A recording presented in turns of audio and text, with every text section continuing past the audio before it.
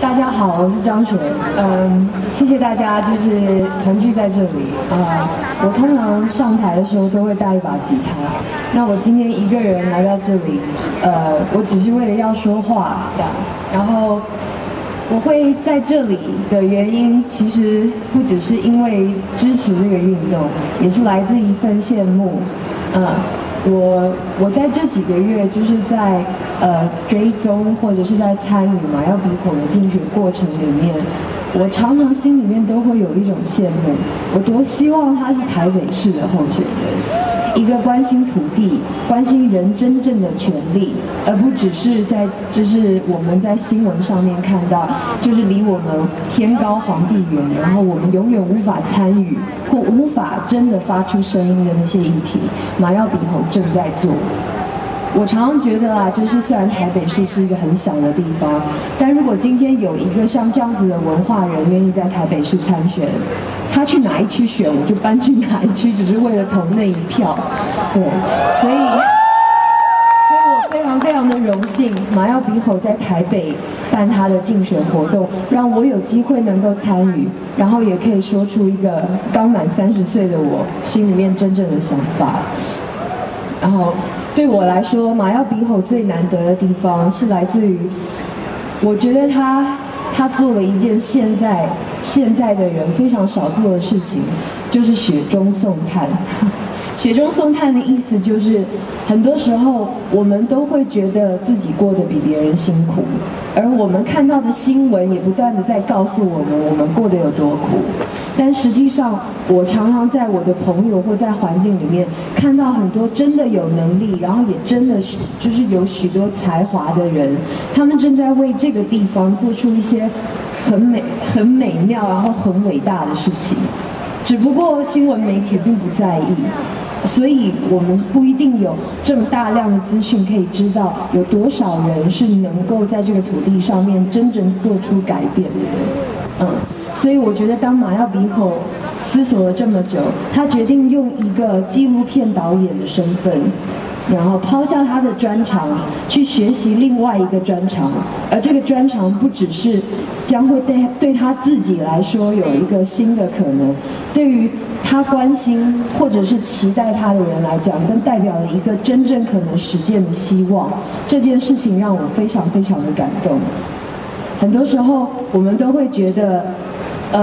我们看到尤其是政治，你知道，或者是不同的领域里面，我们都好像把自己可以发出声音或者是表达意见的权利交给已经很会玩游戏的人。但是游戏规则在我们的眼里，明明就有许多可以改善，可以增加更多好玩，而且是真正公平正义的事情。所以我觉得马耀比吼他在做的一件事情是非常辛苦的事情，他在学一个游戏规则，并且带着自己的理想，希望这个游戏可以更好。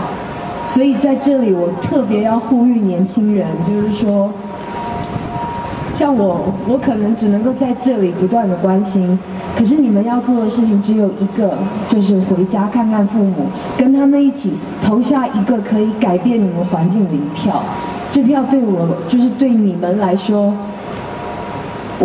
我觉得甚至比现在我们看到新闻上面在不断讨论的主题更重要。对，真的就是回去投票，因为你的一票，或者是你父母观念的一个新的选择，如果能够被落实，我觉得我们就会发现这个环境其实所有的东西改变真的是从一个小小的地方开始。就是那些真正能去做的事情，让真的想做的人去做，而且做到最好。所以我觉得我想要跟年轻人说的话就是这个，就是如果你有能力，你愿意，我希望你们能够把马耀比吼参选的这个讯息传达出去，让更多年轻人知道，我们已经等了很久，但马耀比吼的出现真的是年轻人对于政治最好的一次参与的机会。就请来参加，请投下你的一票，谢谢你们，谢谢。尖叫声给张璇，你们要不要马耀？我要，就是要改变，就是要改变，就是要改变。是的，我要再次说出我自己的名字，我很骄傲，我是周族人，我的名字叫白子，它是天上的一颗星星。我的外婆、我的奶奶命名给我的时候，希望我照顾我的妹妹，让我能够变成一个非常聪明的姐姐。原著的名字有很多很多深刻的意义在里面，有很多人他们在部落里面一直用自己的名字在做为土地发生的事情，为文化努力的事情，甚至只是简单的做音乐。接下来要介绍一位大家心中非常尊敬的音乐人，他也用他自己的名字，在自己的土地上一直用音乐默默在努力。他们叫我说久一点，因为在塞麦克风。是，好了吗？好，我们要欢迎悔顾槟榔兄弟。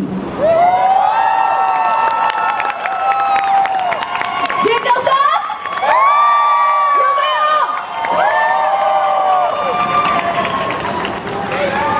有？高度方面可以吗？好的，再次尖叫声。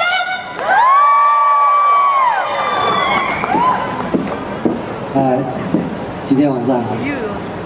各位观众、各位兄弟，晚安。大家好，我又来了，我也是槟榔兄弟，他是我表哥，真的啦，我们水莲村的，